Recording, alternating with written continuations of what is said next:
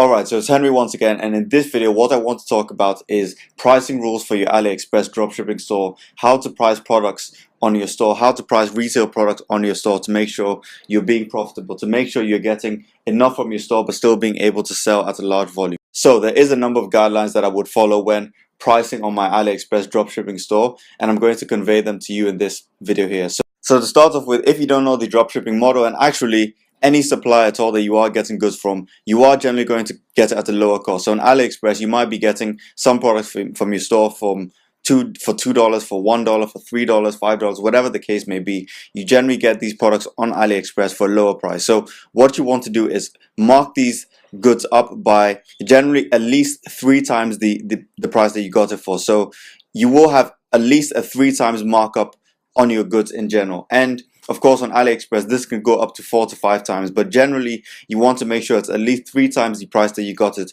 on AliExpress. That's what's working for me, and that's what works well for others. At least 3 times the price you get on AliExpress. So for example, let's say you buy a good for $2. You're sourcing it on AliExpress for $2. So you want to mark that up to at least $6. At least $6, and that's going to give you a bit of leeway to profit from it, including shipping costs and ad costs.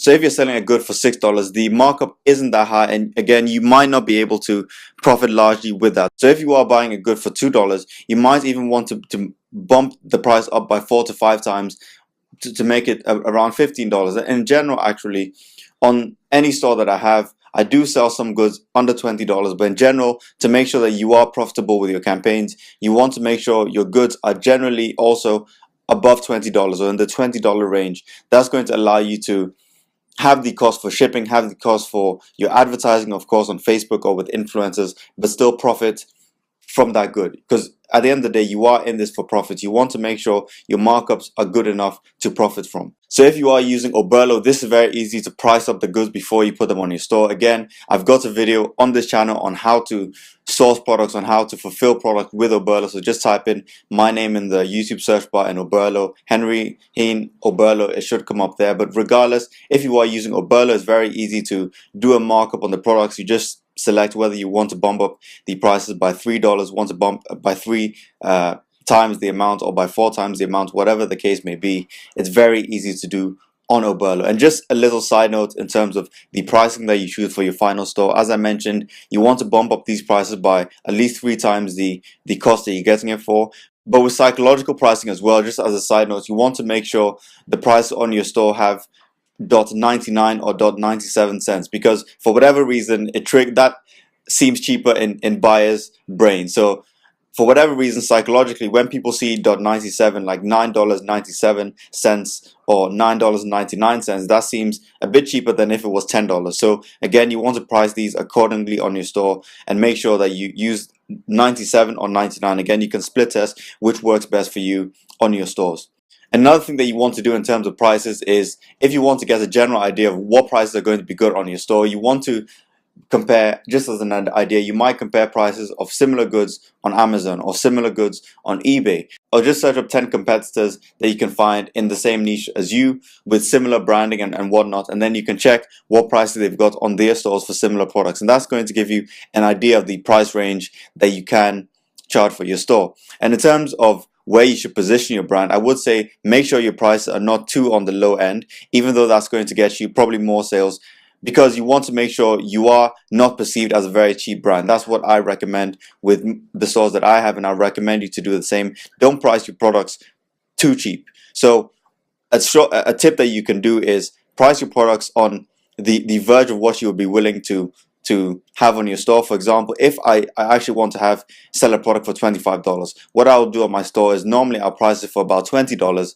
It's still going to allow me to be profitable. And then once I realize that people are buying this product, once I've gauged an interest in the product for $20, I know people are buying, then I can start bumping up the price and then seeing if people are still going to buy. And you reach a point, I believe it's called price elasticity, where it's going to affect conversions, but up until that point, people are still going to buy. So say I price it at $20, as I said, I bump it up to $21 once people are buying. People are still buying, so I bump it up to $22, people are still buying. Then when I get to $23, I realize it starts to affect conversions, so I leave it at $22 retail price. I'm still being profitable, I'm still getting enough margins on my store to reinvest in ads and so on. So that's how you want to generally price your products. Also, I do have to note, in terms of pricing products, you can bump up the prices to as much as people are willing to pay for them. So don't be afraid, in also some instances, to bump up your prices from a $5 AliExpress product to $40. It's a big markup, but if people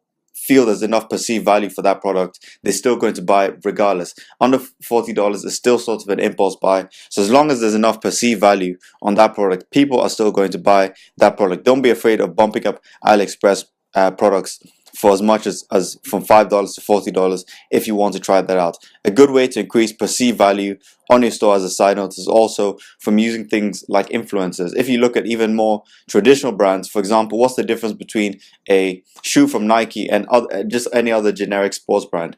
It's probably because of the influencers they use to increase the perceived value of the brand. So for example, you would pay a bit more for a shoe from Nike than just any other generic brand, just because of that perceived value that Nike have. In general, you can't see the quality. You can't see the quality difference from a shoe from Nike when you're buying it online. But because of the perceived value that the brand of Nike give you, you're willing to pay a bit more. So again, just to let you know, don't be afraid of bumping up the prices a bit too much. A lot of luxury brands do this, watch brands. If you're selling watches on AliExpress, again, if you can increase the perceived value of your product, don't be afraid to bump up your prices accordingly. So these are a few guidelines I would recommend you follow when pricing your products on AliExpress, to make sure, one, people still buy, it's not too expensive in the minds of your consumers, but of course you're still being profitable. Because if you don't price with enough margins and your store is not getting you're not getting profits essentially from the ads that you're running, all the costs that you're incurring, your store is not going to be successful in the long run. So you need to price accordingly with that. Just as a final note as well, in the future, you also want to test your shipping prices on your store. So with my stores, I do have no shipping costs, because I realized early on that affected a lot of my conversion. So when you start off, I would recommend actually get rid of the shipping costs. And unless you're doing, of course, a free plus shipping model, which, I mean, at the moment, I don't do that personally on my stores. But you want to make sure that you don't have shipping, because that shipping costs generally do affect conversions on your store. So remove the shipping costs, I would recommend. Start getting sales on your product. Start finding winning products. And then once you find a winning product that's getting sales, you can choose to test out or split test having a shipping price and see if that affects your conversion. So again, this is a video on pricing rules for your dropshipping store. Hope it helped. Once again, if you like this sort of content, please subscribe below or leave me any questions that you want to know for future videos. I'll be happy to answer them. And once again, thanks for watching, and I'll see you on the next videos.